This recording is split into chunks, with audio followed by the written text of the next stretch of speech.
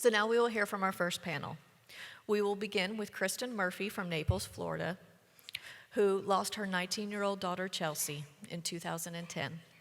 Next, we will hear from Russell Hurd, who lost his 26-year-old daughter in 2008 in the Orlando area. And to conclude our panel, we'll hear from Elisa Ski, who lost her 13-year-old daughter, Margay, in 2008. Thank you.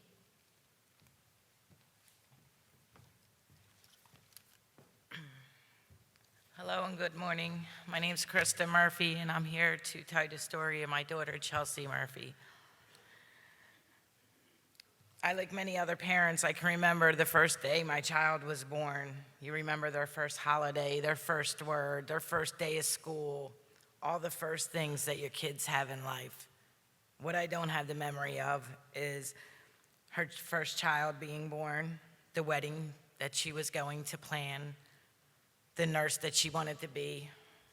Those are memories I don't have, and there's many more memories we would have had together. Chelsey was born on October 28th, 1990, and from day one, I knew she was going to be different. We lived in Upper Darby, Pennsylvania. She was a colicky baby and cried a lot. I'd have to walk her at night, put her in a car seat, drive her around town. She took after me. She was hard-headed, stubborn. One thing Chelsey had, though, she was very independent. Chelsey had a very loving way about her. She played softball from the age of 5. Even though she couldn't hit the ball, she had fun doing it. She never gave up. She spent summers from the time she was 5 months old with my mother down in Sea Isle City, New Jersey. Chelsey and my mom loved the beach and would be there together all summer long. She'd con my dad into letting her drive his boat.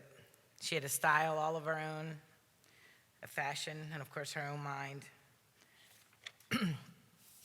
As she got older, she was determined to make something of her life. She went into the Job Corps in Miami, and she loved it. At times, she would want to come home because she was homesick, but she was determined to finish and not give up, and she did. She finished Job Corps and came home in January 2009. She was at home with me for the birth of my twins. She was in the operating room with me. She was here for her brother Tyler when he came out of his program. Her and Tyler were 15 months apart. They were inseparable as they got older. She never gave up on her brother, even when he was in trouble. She was always there for anybody. She would always give you a second chance, never judge you. She would be everybody's friend. She never judged you by your looks, the color of your skin, your religion, or your past.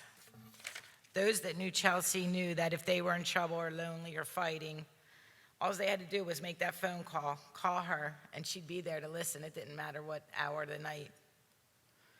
She'd love you until you could love yourself. She had a heart for everybody. She had enough room in that heart to add more. In January 2003, I made the decision to move to Naples, Florida to be near my parents as they moved here in 2002. Things were difficult at first. Chelsey, she had to make new friends, which she did. She had typical teenage moments, some that drove me crazy. Chelsey started getting into some trouble, and I made a decision to send her to a military-type school. It's part of a program. It was a 6-week, what they call tune-up. To my surprise, Chelsey started to turn her life around. She actually loved that structured school. She wanted to go into the Marines when this was all over. The school agreed that Chelsey could finish out the year there. Instead of just staying there the 6 months, she asked to stay there longer. They even invited her back for her 8th grade year, and she took them up on that. She graduated the 8th grade from that school as gunnery. Now she had to go back to public school, and once again, Chelsey started acting out. She said to me one day, "Mom, please just sign me out, let me go into Job Corps," and I did. She did 4 years of high school and 2 years of certified medical assistant, all in 16 months, because there, Job Corps, you got to work at your own pace. She threw herself into this program. She wanted to be somebody.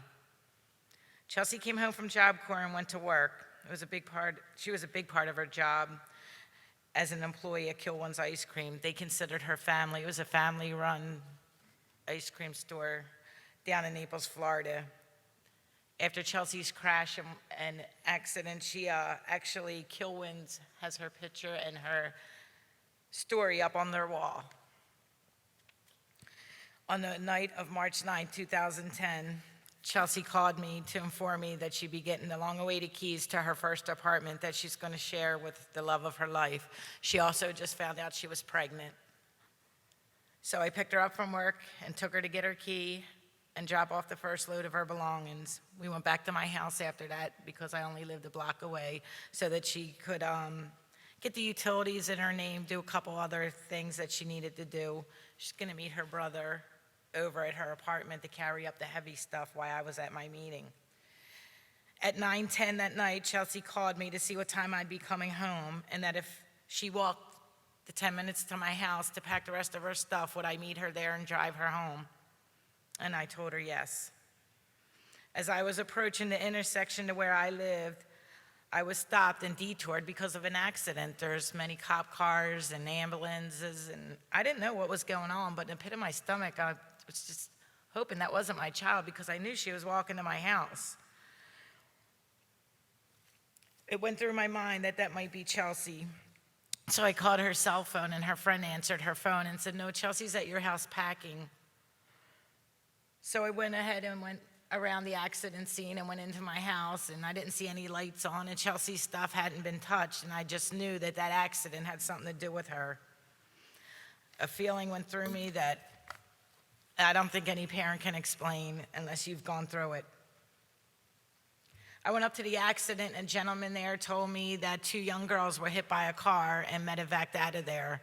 And I told that man that one of them, I think, was my daughter.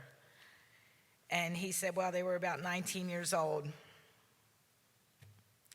He pointed me in the direction of the Florida Highway Patrol officer who had an ID of one of the girls. That was Chelsey's friend. Chelsey didn't have an ID on her. The cop told me he wasn't for sure if that was my daughter or the other person, but I knew it was her. I was looking around the accident scene. I could see her purse and her shoes, and I knew the other person was my daughter. Things went foggy. I don't remember too much. I remember the cops, they didn't want me to leave the accident, but I was determined I was going to the hospital because I knew that she needed me.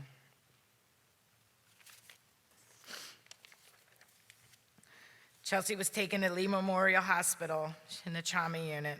Her injuries included a traumatic brain injury, a broken neck in 2 places, and a broken pelvis in 5 places.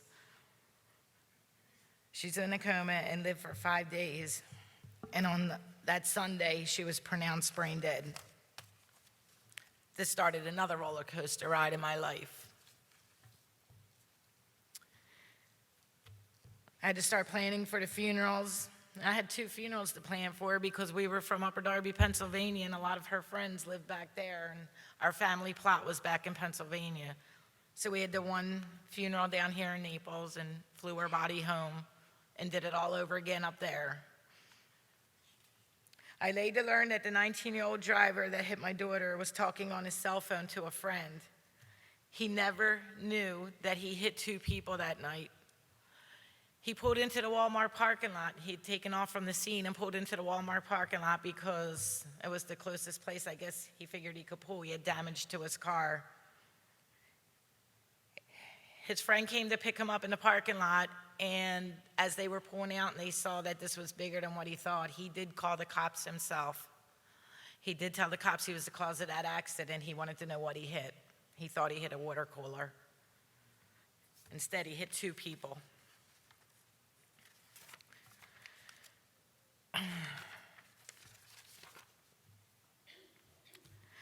We don't need Florida to do any more studies on what texting and talking on a cell phone can do to a person and their family. You're going to hear stories and families here that can tell you what the results are of that study themselves. We don't need no more parents to join the club that I'm in. Our children are in a unique club themselves. We can never touch them again, talk to them again, tell them to be safe, hold them. Hopefully, what myself and the 2 other people up here are going to tell you is study enough for the state of Florida to want to help us get this law out. Our children died a preventable death. I never in a million years thought that I would bury a child due to a simple little device. My life will never be normal. It'll never be the same again. I want people in the county where I live in Florida to hear about Chelsey's law.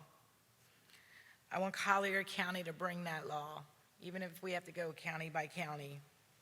I want my daughter to know that Mom fought for her. And if there's one wish I had to honor Chelsey with the law, to know that it was established for her memory and others like her. That's all. Thank you.